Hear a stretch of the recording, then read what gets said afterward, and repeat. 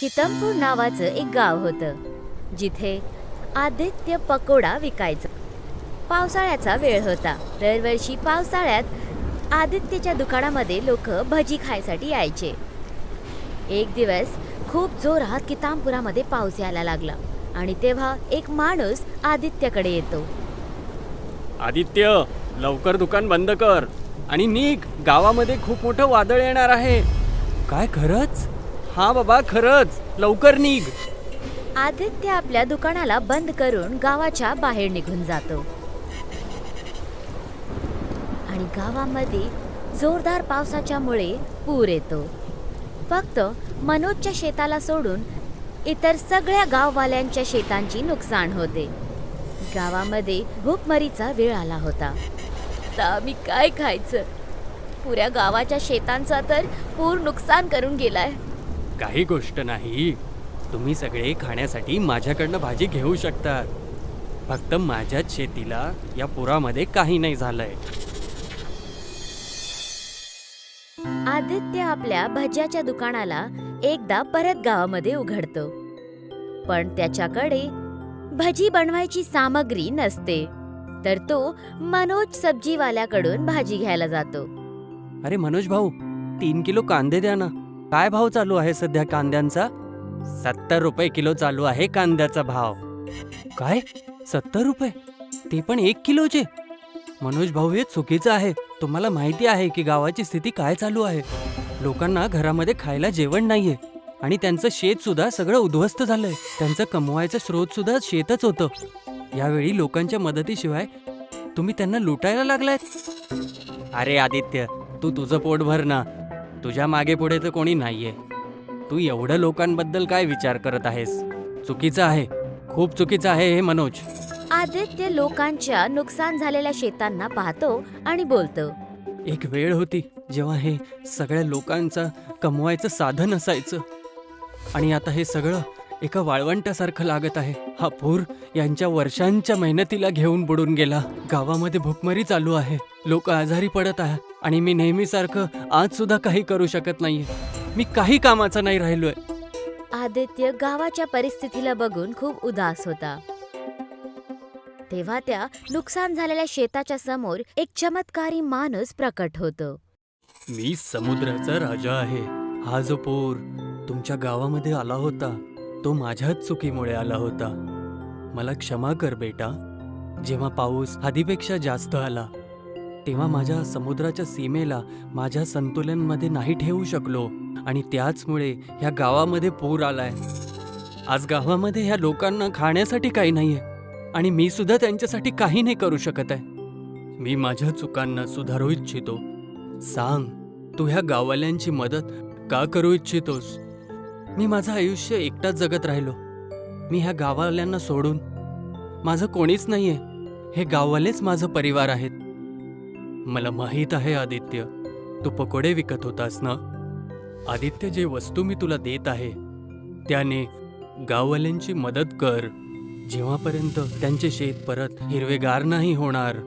समुद्र लोकाचा राजा हात पुढे करतो आणि त्याच्या हातामध्ये एक कढई येते आणि राजा ती कढई आदित्यच्या हातामध्ये देतो.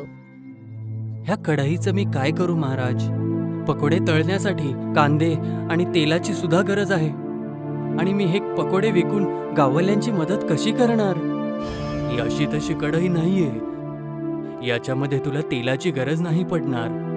त्याच्यामध्ये तू पाणी टाक आणि कुठल्याही भाजीची गरज नाही पडणार. पुरामध्ये आलेल्या दगडांना यामध्ये टाक, ते पकोडे बनून जातील. आदित्य ती कढई घेऊन आपल्या घरी निघून जातो आणि त्या कढईमध्ये पाणी ओततो आणि मग त्याच्या आत दगड टाकतो. ती दगड थोड्या वेळानंतर भजींमध्ये परिवर्तित होतात. हे तर खरंच पकोड्यामध्ये बदलले. मी उद्यापासूनच हे गाववाल्यांना विकायला चालू करतो, ते सुद्धा एकदम कमी दामामध्ये. आदित्य गावामध्ये भजी विकायला सुरुवात करतो. तेव्हा तिथे एक माणूस त्याच्या जवळ भजी खाण्यासाठी येतो. मला थोडे पकोडे दे ना बेटा.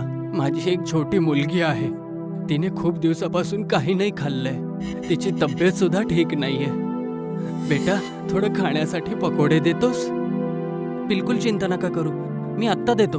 आणि याचे पैसे द्यायची सुद्धा तुम्हाला काही गरज नाहीये. बस तुम्ही तुमचं आणि तुमच्या मुलीवरती लक्ष ठेवा. आणि हे घ्या, याला आता इथेच खाऊन घ्या. जसंच तो माणूस त्या भजींना खातो तर असं वाटतं जसं त्याच्यामध्ये एक नवीन प्राण आले आहेत. तो खातानाच एकदम दुरुस्त होऊन जातो. हे तर चमत्कारी पकोडे आहेत.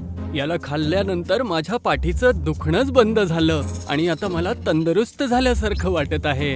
हे जादूचे पकोडे आहेत. याला मी दगडांपासून बनवलं आहे. याला खाऊन लोकांचं आजारपण पण दूर होणार आहे. आदित्य त्या माणसाला सगळं काही सांगतो आणि हळूहळू करून सगळेजण आदित्यचे भजी खाण्यासाठी यायला सुरुवात करतात. जो काही आजारी होता त्याचे सर्व रोग भजी खाऊन बरे व्हायला लागले होते. हे भजी तर खूपच स्वादिष्ट आहेत. जेवढं खाऊ तेवढं कमीच वाटतं. मन भरतच नाही.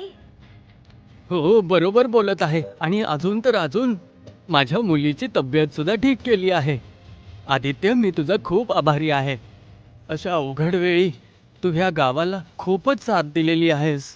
गावामध्ये सगळीकडे फक्त आदित्यच्या जादुई भजींची चर्चा होत होती. हे सगळं पाहून मनोजला अजिबात नाही आवडत. आता या लोकांना काय झालंय? कोणी माझ्याकडनं भाजीच विकत घेत नाहीये. सगळे त्या आदित्यच्या पकोड्यामुळे विचार केला होता की नवीन बंगला खरेदी करेल. पण हे आदित्यनं माझे सगळे स्वप्न तोडून टाकले. मला लवकरच याचं काही ना काहीतरी करावंच लागेल. मनोज मनातल्या मनात एक योजना बनवायला लागतो. तेव्हा त्याच्या समोर गावाचे प्रधान येतात. आता तरी भाजी जरा कमी भावामध्ये विकायला चालू कर मनोज, नाहीतर तुझं नवीन दुकान बुडून जाईल आणि त्यातून कधी बाहेर नाही येऊ शकणार आणि नंतर यातून तू सांभाळू शकणार नाही स्वतःला.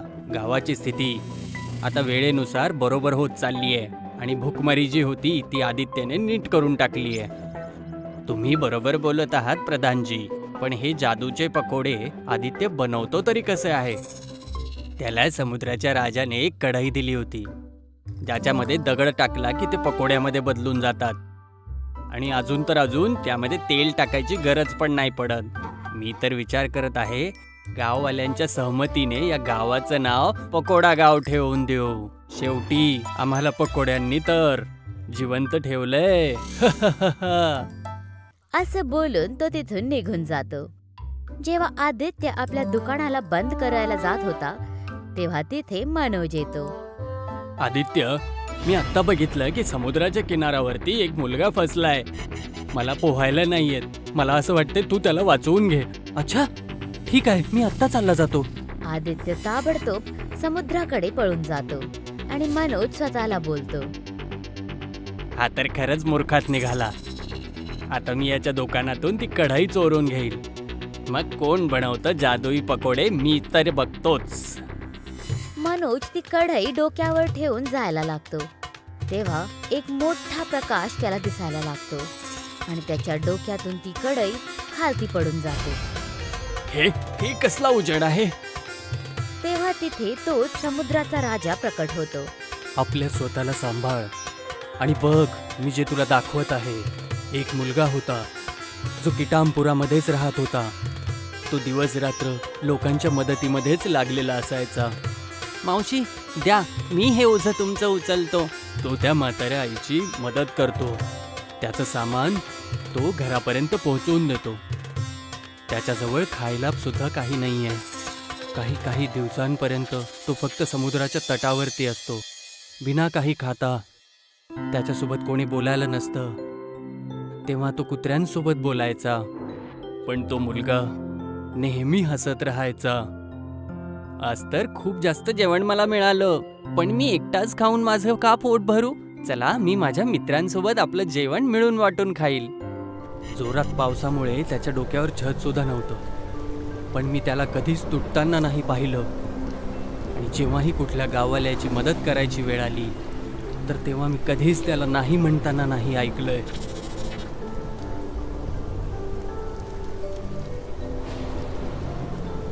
एक दिवस प्रधान त्याला बघतात जोरात पावसामध्ये. बेटा, तू इथे काय करत आहेस? मी गाववाल्यांकडून तुझ्याबद्दल खूप काही ऐकलंय. की तू गाववाल्यांची खूप मदत करतोस. माझ्याकडे घर नाहीये ना प्रधानजी, आणि माझं कोणी नाहीये सुद्धा, तर मग शेवटी मी गाववाल्यांचीच मदत करतो. असं का म्हणत असतोस की तुझं कोणी नाहीये? मी आहे ना. मला आजपासून तुझ्या वडिलांसारखं समज बेटा. चल सांग, तुला काय चांगलं आवडतं खायला? हो हो, मला पकोडे खायला खूप आवडतं. ही गोष्ट आदित्यची आहे, ज्याच्याकडे काहीच नव्हतं, आणि जे काही होतं त्याने सुद्धा तो लोकांची मदतच करत होता. आणि इथे तू आहेस, ज्याच्याकडे सगळं आहे पण कोणाचीच मदत नाही करत आहेस. मला माफ करा महाराज. जेव्हा सगळ्यांचे शेत आणि सगळे व्यवस्थित होतील, तुझेच फक्त बुडून जातील. जेव्हाही या गावामध्ये पाऊस येईल, तुझी जमीन आणि शेत नष्ट होऊन जातील, आणि त्या गाववाल्यांचे शेत एका नवीन सकाळीसारखे खुलून उठतील. मनोज निराश होऊन तिथून निघून जातो. आदित्य पण आपल्या दुकानावर परत येतो आणि भजी विकायला सुरुवात करतो. आणि प्रधान पूर्ण गाववाल्यांच्या सहमतीने गावाचं नाव कितामपुरा गाव सोडून पकोडा गाव म्हणून ठेवतात. उधळपूर गाव एका वनाने घिरलेलं होतं. गावातली लोक या वनाची पूजा करत असायचे. या गावामध्ये पूर्णपणे बांबूचं त्यांचं घर आणि प्रत्येक गोष्ट बांबूची यूज करायचे. याच गावामध्ये सोमनाथ नावाचा एक सुतार चांगला राहत होता. एक अजून चांगला दिवस. वनदेवाच्या कृपेने हे गाव असंच राहावं. तेवढ्यात तिथे उधळपूर गावाचे प्रधान येतात. कसा आहे सोमनाथ? सगळं ठीक तर आहे? बस वनदेवाची कृपा आहे. तुम्ही सांगा, आज कसं काय येणं झालं? ते माझ्या घराचा दरवाजा ठीक करायचा होता. तुला जर वेळ भेटला, ये आणि ठीक करून जा. ठीक आहे प्रधानजी. गावात आलेल्या नवीन ठेकेदारानं काही कामामुळं बोलवलं आहे. ते काम संपलं की लगेच मी तुमच्या घरी येऊन जातो. ठीक आहे, पण ठेकेदारानं तुला का बोलवलं आहे? माहीत नाही प्रधानजी. आता तर तेच सांगू शकतील. ठेकेदाराचा स्वभाव काही चांगला नाहीये. जरा समजून काम कर त्याच्यासोबत. खूप दिवसापासून गावातील लाल लाकडाची झाडं तोडून विकायला सांगत होते. मी साफ नाही बोललो त्यांना, पण ते हा विषयाबद्दल मागेच असतात सारखे. ठीक आहे प्रधानजी, काही वेगळं काम वाटलं तर मी तुम्हाला सांगेल. सोमनाथने प्रधानचं बोलणं लक्षात ठेवलं आणि नंतर तिथून ठेकेदारच्या घरी गेला. ए सोमनाथ, खूप उशीर केलास तू यायला. मी प्रधानजी सोबत बोलत होतो तर यायला थोडा वेळ लागला. आता तुम्ही सांगा, का बोलवलं तुम्ही मला? ऐकलं आहे या गावातील सगळ्यात चांगला सुतार आहेस तू सोमनाथ. हो ठेकेदार साहेब, मी बांबूपासून घर पण बनवू शकतो. तुम्ही सांगा तुम्हाला काय बनवायचं आहे तर. अच्छा, फक्त बांबूपासूनच बनवतोस? बाकी जंगलातील लाल लाकडांचं काय?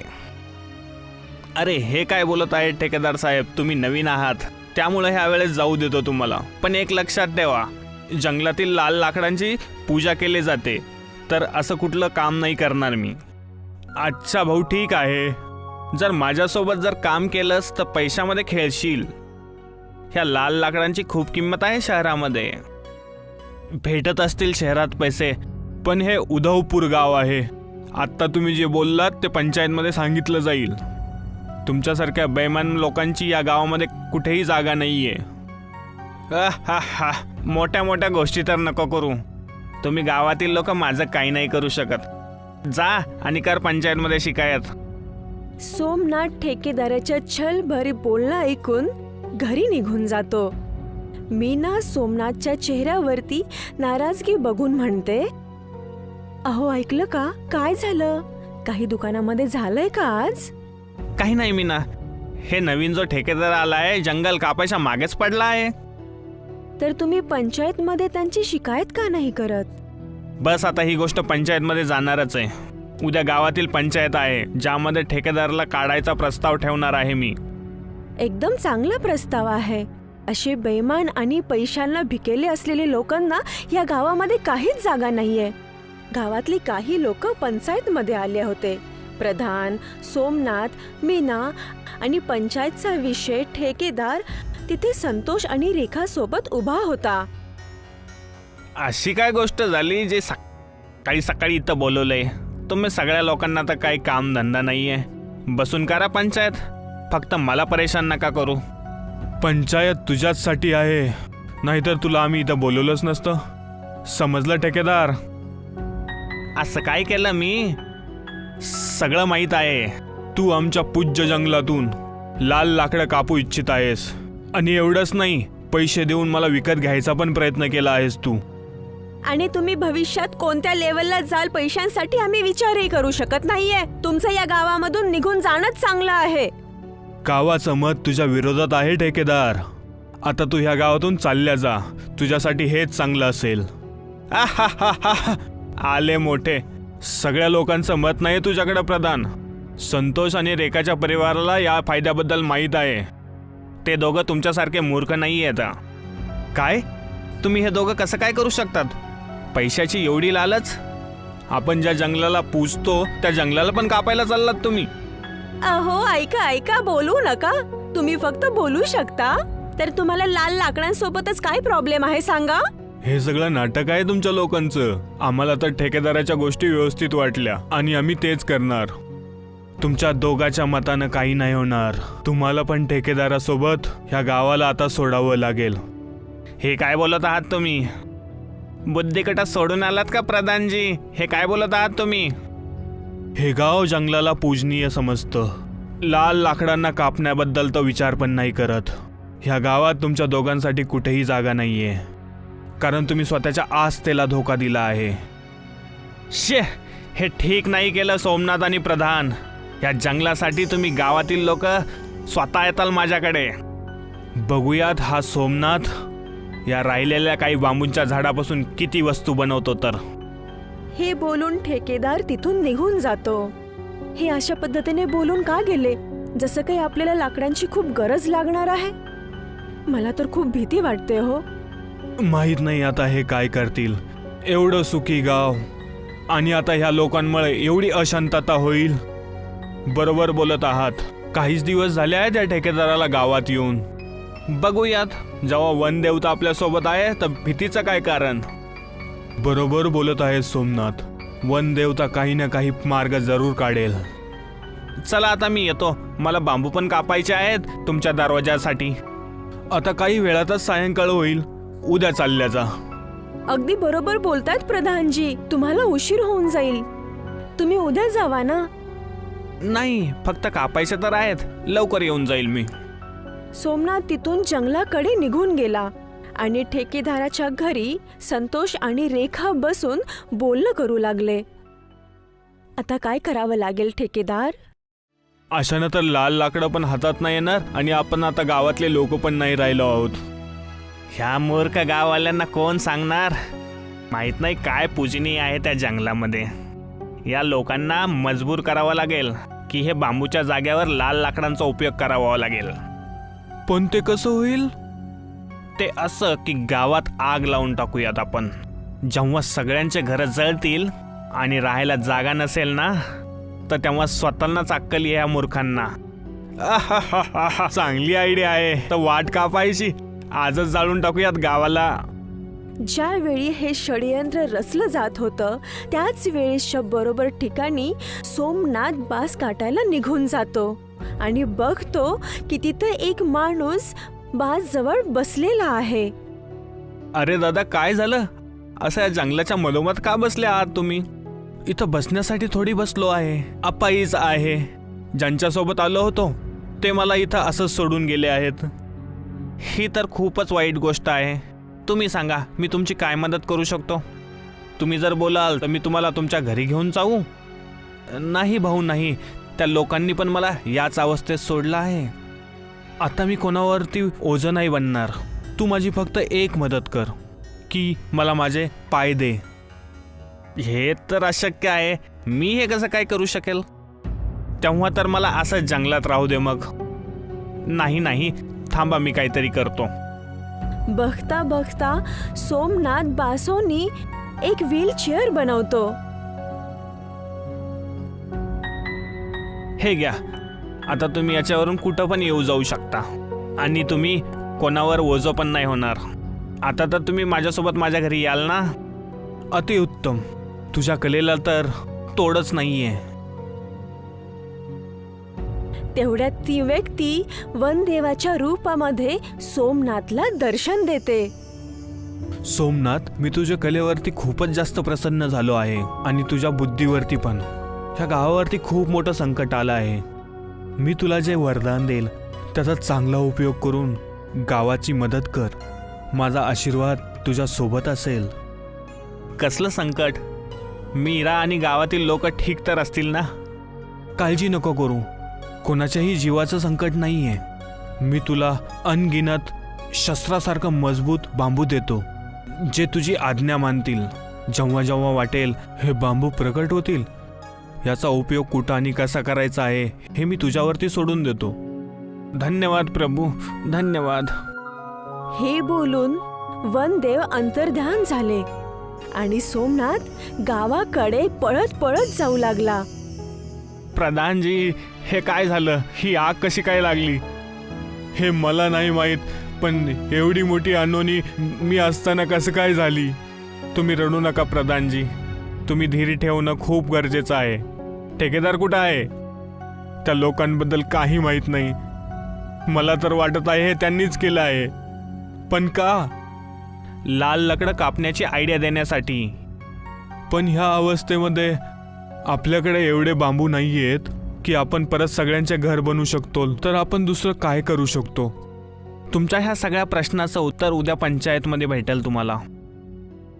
दुसऱ्या दिवशी पंचायतमध्ये ठेकेदार त्याच्या दोन्ही साथीदारांसोबत तिथे येतो आणि गावकऱ्यांच्या समोर तो त्याचा प्रस्ताव मांडतो. ह्या गावातील प्रत्येक घर जळलं आहे. एवढं घर बांबूपासून बनवणं तर शक्य नाहीये, कारण ह्या गावामध्ये एवढे बांबू वाचलेत नाहीयेत. जर तुमच्या सगळ्यांना जर वाटत असेल तर मी तुमचं घर बिना पैशाचं बनवून देईल. लाल लाकडांपासून स्वतः आग लावतोस आणि नंतर हे नाटक करतोस. लाल लाकडं आम्ही नाही कापणार, तू पाहिजे तेवढं प्रयत्न कर. पण सोमनाथ, यावरती अजून काय उपाय आहे आपल्याकडे? हा भाऊ मशहूर सुतार सोमनाथ, सांगत का नाहीयेस? कसं सोडवणार हा प्रश्न? असं वाटतंय घर जळण्यासोबतच त्यांची बुद्धीही जळलेली आहे. तुम्ही काळजी करू नका प्रधानजी, आपल्याकडे वनदेवत्याचा आशीर्वाद आहे. कसला आशीर्वाद? सोमनाथ वनामध्ये घडलेली सगळी घटना प्रधान आणि गावकऱ्यांना सांगतो. काय खरंच? ही तर खूपच चांगली बातमी आहे. याच्या बोलण्यात नका येऊ. हा याच्या व्यवसायासाठी तुमच्यासोबत असं बोलत आहे. याचा बांबूपासून घर बनवण्याचा व्यवसाय जो वाढेल, मी तर फक्त एक घर बनवेल. हे काय बोलत आहेस तू? तुम्ही फक्त बघत जा. बंद कर लोकांना पागल बनवणं. तुमच्यापैकी ज्यांना पण वाटत असेल बिना पैशाचं घर पाहिजे, ते माझ्याकडे येऊन उद्यापर्यंत सांगा. हे बोलून ठेकेदार आणि संतोष रेखासोबत तिथून निघून जातात. ती लोक सोमनाथकडे संशयाच्या नजरेने पाहतात. मी काम सुरू करत आहे. तुम्ही जर माझ्यावर भरोसा ठेवत असाल तर माझ्यासोबत या. हे सगळे लोक आत्ता पण चिंतेत आहेत, खूप घाबरलेले आहेत. मी तुमच्यासोबत आहे सोमनाथ, तू सुरू कर. सोमनाथ तिथंच पंचायतीच्या जवळ त्याच्या बासांनी एक मोठी इमारत उभी करायला सुरुवात करतो. लोक आपोआप उडणाऱ्या बासोकाला बघून एकदम चकित होतात. वन देवताचा विजय असो, सोमनाथचा विजय असो. सगळी लोक हे नारा लावू लागतात. दुसऱ्या दिवशी ठेकेदार रागामध्ये काहीतरी विचार करतो. काय झालं ठेकेदार? एवढा राग कशाला करताय तुम्ही? कोणी आलं का नाही? आज सकाळपर्यंतचा टाइम दिला होता त्यांना. चला जाऊन बघूयात शेवटी काय गोष्ट आहे तर.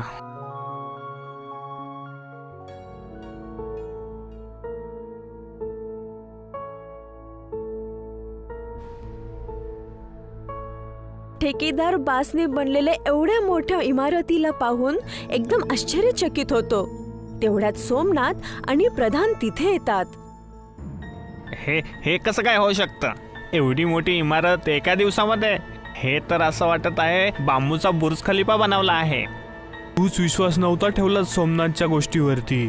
आता तर बसला ना विश्वास की वनदेवता आमच्या सोबत आहे. आता बोल ठेकेदार, कसं वाटलं? ह्या बांबूच्या बुर्ज खलिफ्यामध्ये वाटेल तेवढे लोक राहू शकतात. आणि मजबूती ती तर एखाद्या अस्त्रासारखा आहे याची. आता काय होणार ठेकेदारजी? आम्हाला माफ कर सोमनाथ, आम्ही वनदेवताच्या विरोधामध्ये जाऊन खूप मोठी चुकी केली आहे. आम्हाला माफ कर आणि आम्हाला ह्या गावात परत येऊ दे. हे तुम्ही काय बोलत आहात? अगदी खरं बोलतायत हे. तुमच्या बोलण्यामध्ये येऊन आम्ही आमच्या आस्थेला धोका दिलेला आहे. वेळ झाली पण समजलं तुम्हाला. ठीक आहे, ह्या गावात तुम्हाला परत राहू दिलं जाईल आणि सजेबद्दल नंतर बोलूयात. हे ठीक नाहीये. तर याचं का काही करत नाही ठेकेदार? नक्कीच करेल, पण आत्तासाठी मी चाललोय. पण मी वापस येईल तेव्हा तुम्ही बघा सगळे. जा जा, वाट पाहतोय तुमची.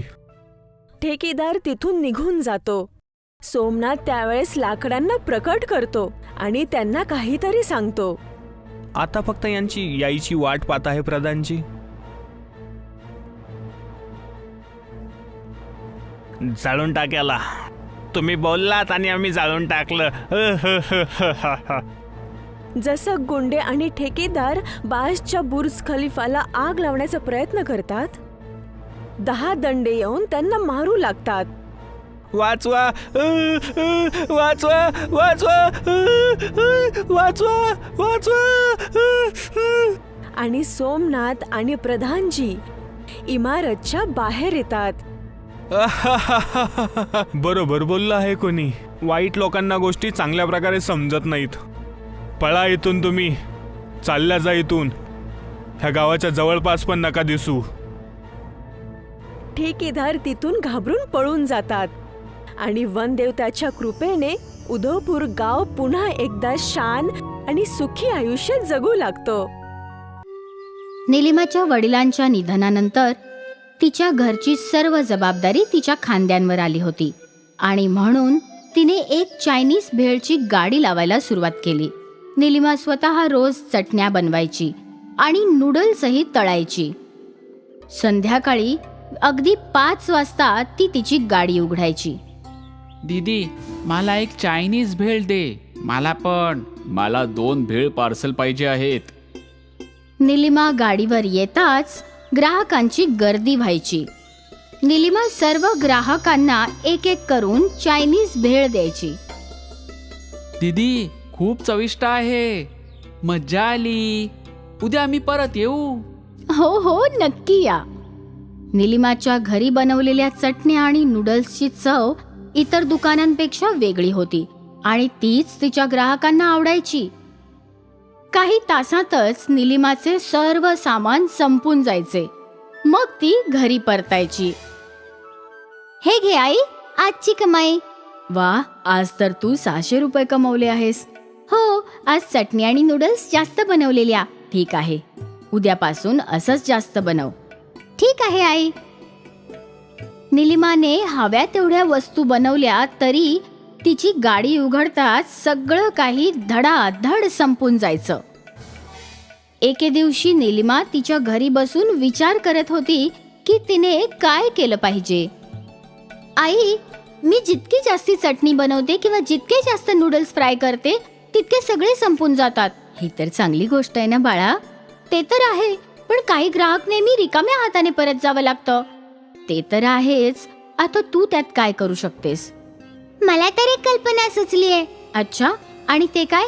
दीदी, तू रेडीमेड नूडल्स आणि चटणी पण विकत घे आणि मध्ये मध्ये तुझ्या चटणी सोबत ती पण दे, तर कुणाला कळणार नाही.